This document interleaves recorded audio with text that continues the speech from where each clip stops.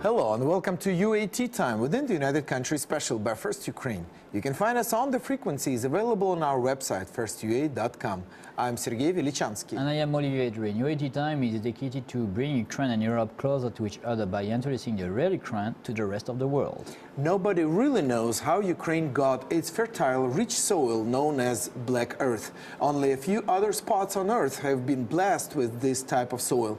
But Ukraine hasn't been so lucky in recent years in taking advantages of this natural endowment. Can we improve the situation, or are we able to let others help us by investments of money, technologies and management?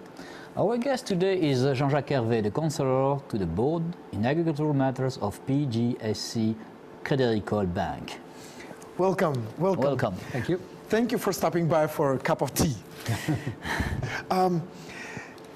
In the not long ago, actually, in terms of eternity, it's not long, but in the late 80s, it took Ukraine about 3 weeks to gather its harvest. But in recent years, it has taken twice as long.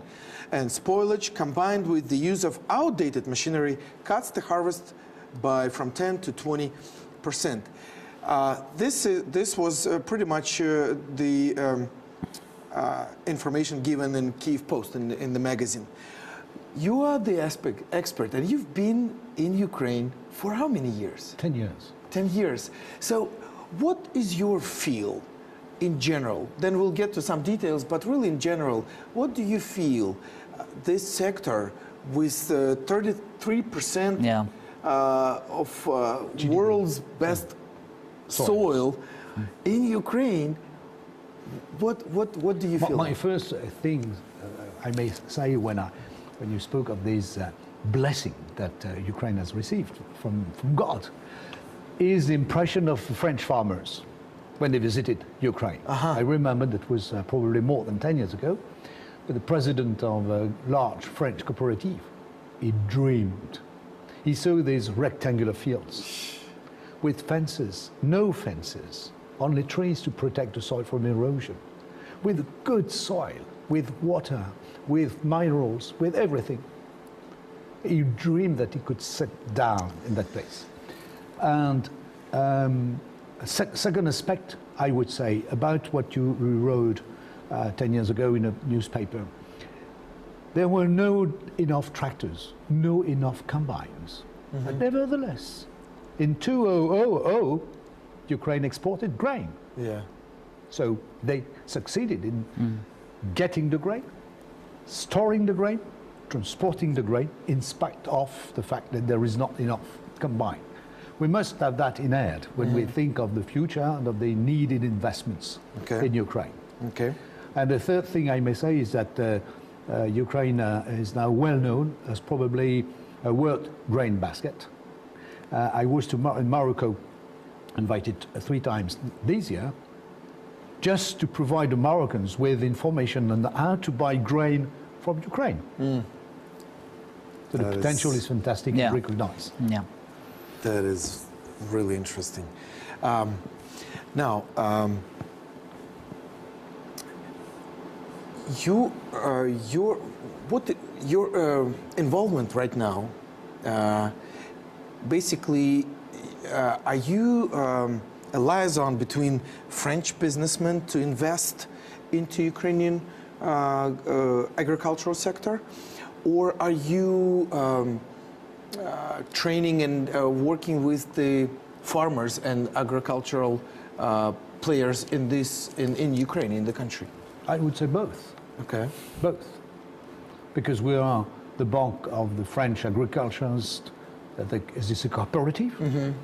So we are serving these guys who have an interest in developing business in Ukraine, some of them, with very big success. Okay. And we are mainly involved in financing the Ukrainian companies, the Ukrainian farmers, who are trying to get from an experienced bank the money they need to have their working capital covered, their capex covered sometimes. The difficult times that we're living through now are probably more difficult for capex expenditures.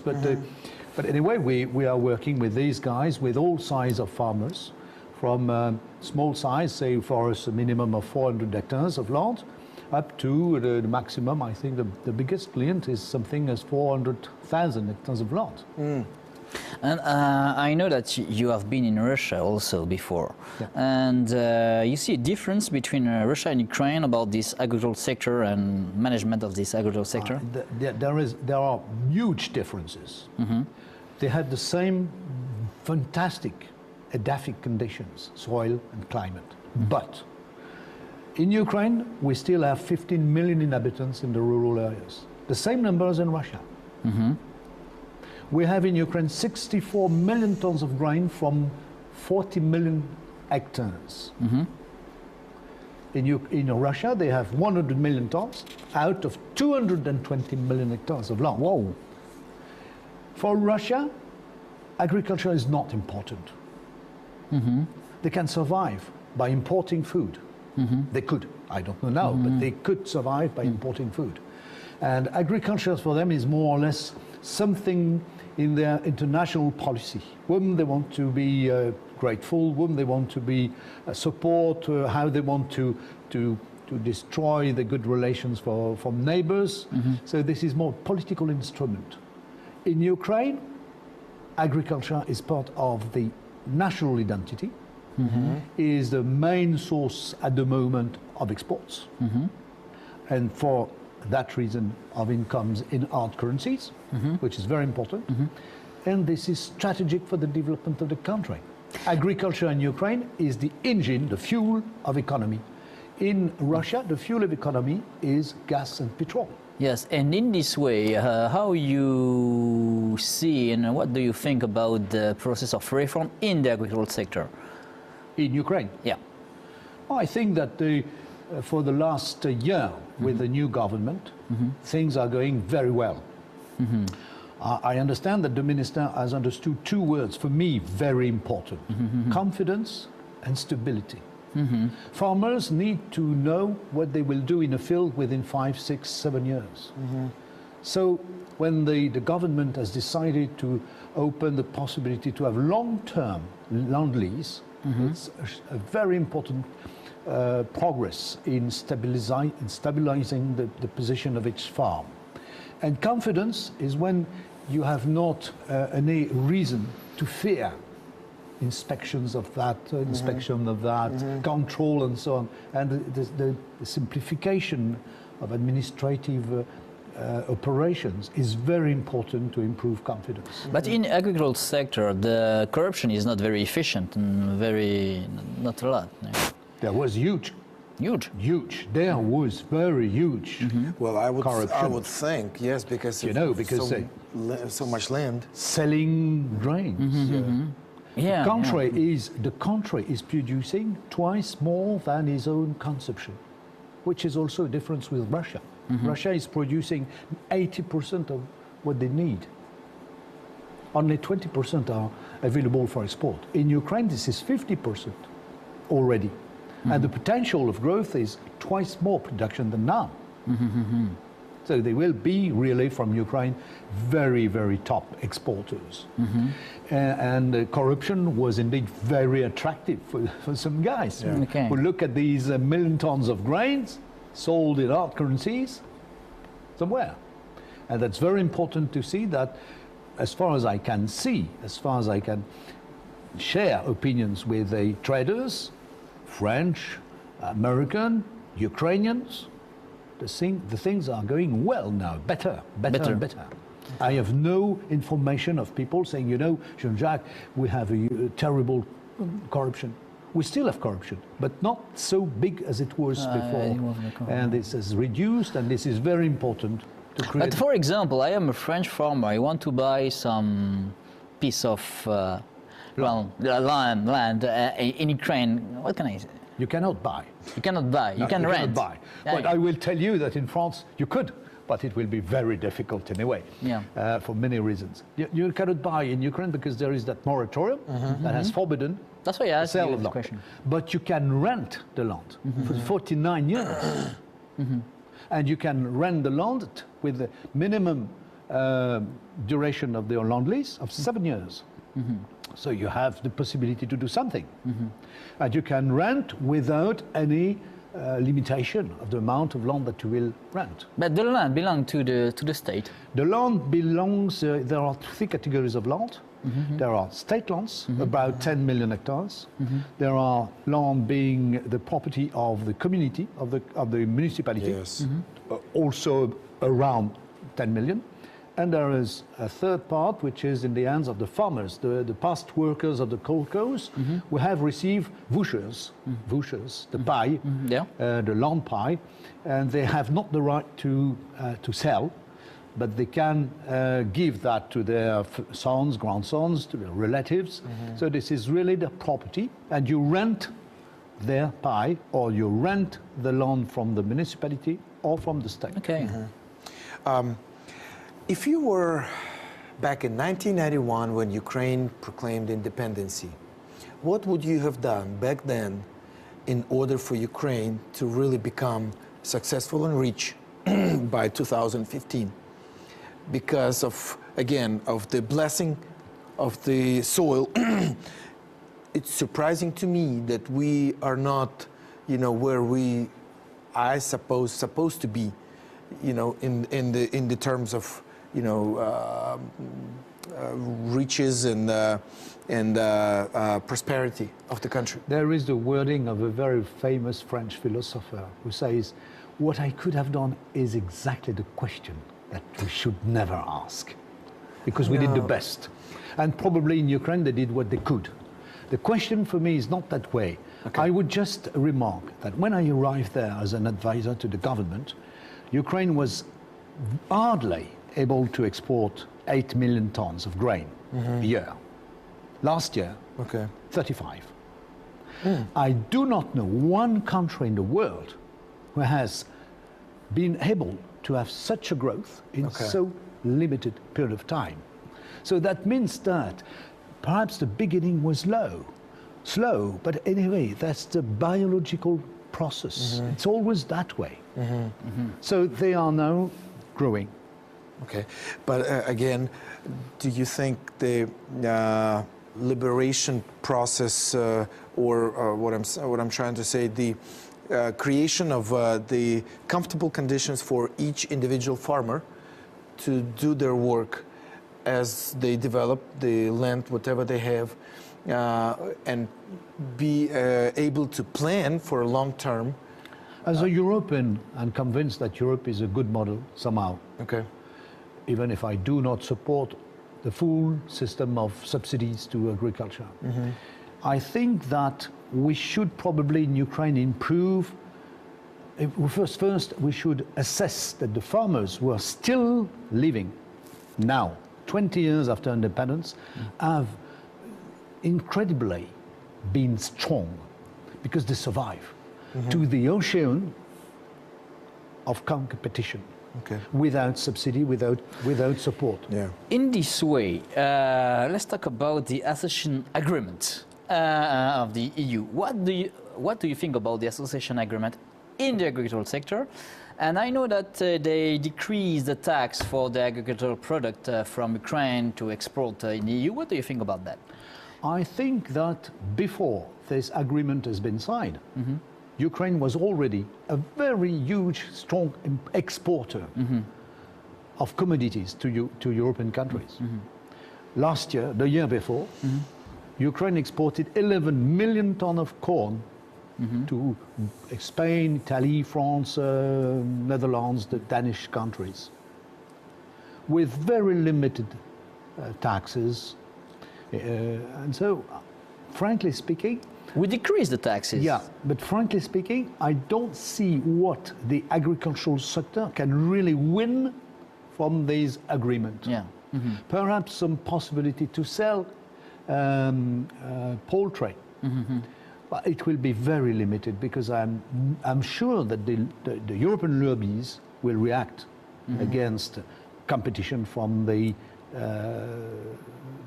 Ukrainian poultry. But for example, with the European norms, because they have a very big agricultural sector, but for example, production of meat for pork or beef, they have to be in the European norms to export. That's a big deal. That's a big deal. I remember the reactions of some experts from Sanko direction when they, 5 years ago, 5 years ago, they said, you know, we are confident with the policy of quality and food security with several enterprises. We are less confident in the state offices. Now we are improving. There still are 5, 6 probably top enterprises that are able to fit to the European requirements. They could export. I think they probably will not export a lot to Ukraine. I think they will export to the traditional markets of European producers because they will be less expensive and they will benefit from the fact that they made fantastic progress to respect the European norms. So they are able to sell everywhere in the world. I have a very specific question. Prior to our interview, I talked with one farmer. They own about 2,000 hectares of land. And he shared with me about some concerns about added value tax. That if it's going to be imposed, then they're not going to survive. And recently we know that some of the agrarians had a meeting in front of the Verkhovna Rada against this law. What are your opinions on that? It's a very difficult question because there are two aspects. There is one aspect which is that dealing with repayment of VAT on export, which is one side. And there is another side of the VAT question, which is the fact that the farmers benefit from their balance on VAT as a subsidy from the government. This is not the first time in the world when a country has to use or has used VAT benefit as a subsidy to these farmers. Two elements that I may put in the debate. First, when we consider the OECD calculations of efficient subsidy to Ukrainian agriculture, we find a negative subsidy. That means the farmers are paying to support low price for basic food for non-agricultural sector in Ukraine. So it's absolutely normal to think of subsidizing agriculture for that reason. The second aspect is that, as in other countries, we should say, what is agriculture? If I am at head of a highly vertical integrated company, I will say that's agriculture to produce the sweets, but are coming from the sugar that has been produced by my sugar beet. So where is the boundary? Myself, I consider the boundary is sugar beet.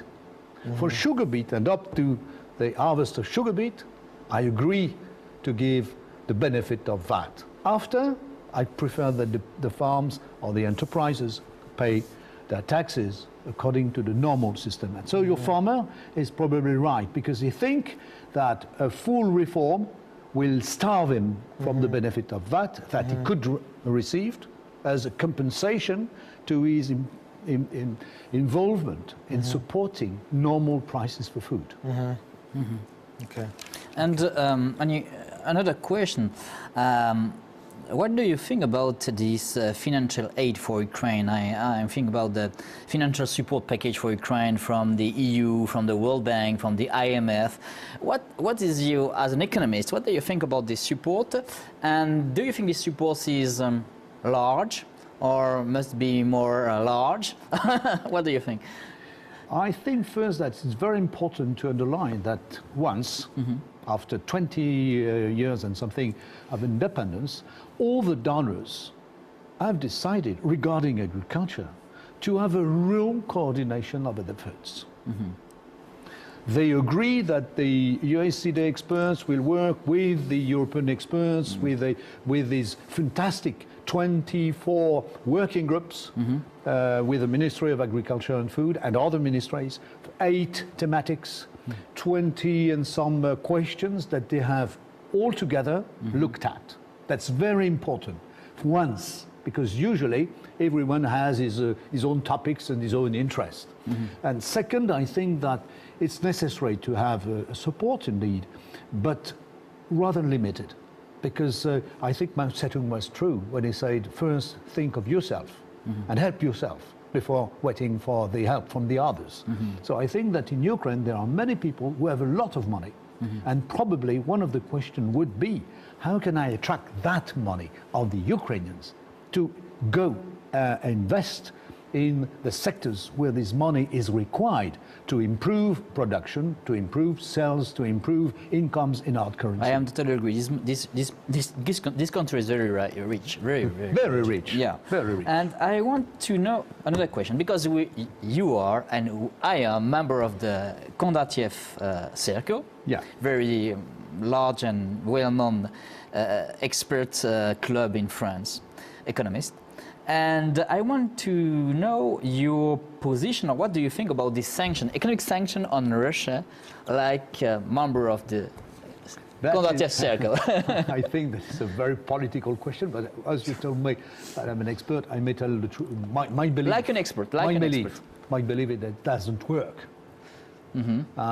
It's absolutely evident that these sanctions, perhaps they are on the political side. I have no competence to discuss these topics, but I think that regarding agriculture and food, it doesn't work. I do not feel comfortable myself when I noticed that in Russia, for instance, they are starving from some products because of these sanctions. Because after the sanctions, there were sanctions from Russia against the exports of food. We need to feed the people. I think, first of all, we need to feed the people. Are these sanctions efficient? Very difficult question. Yeah. Are the sanctions responsible for the fact that after Minsk II, we have a better situation? I cannot say that. Yeah. I'm not able to judge, really. I'm thinking that mostly farmers and food production is something which deals with nature and which is somehow connected to a sort of wisdom, connected to nature and natural resources, and not to sanctions. And the experience of sanctions in agriculture has always been terrible in humanity, mankind, I think. Yeah, but that was a political question. Well, let's have maybe one more question, because time is flying again. And how easy it is for you to plan ahead with the unstable currency exchange rate, as we talk about, helping farmers to renovate their equipment and, rent equipment or leasing equipment to them. That is quite difficult for them to pay it off. It's very difficult indeed.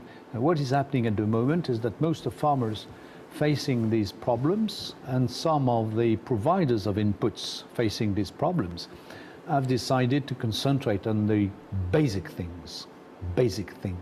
Seeds, crop protection, and we will see in the future what we can do with investment. One thing positive we may observe is that in spite of the very negative positions of most of experts on the lack of equipment, people have always been able to harvest. You can harvest wheat without a harvester. If you have people, if you have something to harvest hay, you will harvest your grain with straw. Then you will go in a building where it was supposed to be a building for the cows. But you have already eaten the cows, so the building is free. You're talking about so you have the grain century? inside, and you have time to make as before. Straw on one side, grain on the other, and there is grain to sell. So I think that the people there are very experienced with starving from money, with starving from equipment, with starving from fuel, starving from fertilizers. And we're discussing at the moment, because there is a large industry in Ukraine, which is the fertilizer industry, which is in the hands of 2-3 guys, no more. We may expect that they will block their factory. The people are thinking of that. We are thinking with them. What we will do if there were a lack of fertilizers. So I think that in this country, in that country, in Ukraine, who has so many times suffered from authorities, from invasions and so on, there is a huge history to resist. Yeah, I am agree with that. Well, thank you. Thank you. Thank you for Actually, I want to even add, thank you for loving Ukraine. you know, because it wouldn't be easy really to do what you do and to help as much as you do without the love, without, you know, feeling something, you know, for this country, for this land, for these people. And that's what makes, you know, your eyes, you know, sparkle and be excited and full of energy. That's good. Thank you very much. Thank you very much. Thank you very much. It was United Country UAT time by First Ukraine. Our guest was Jean-Jacques Herve, the counselor to the board in agricultural matters of PJSC Credit Agricole Bank. Olivier, Vedrine and Sergey Velichanskiy were working for you in the studio. Stay with us and we will show to you the real Ukraine. Thank you for being with us. Have a good day and see you soon.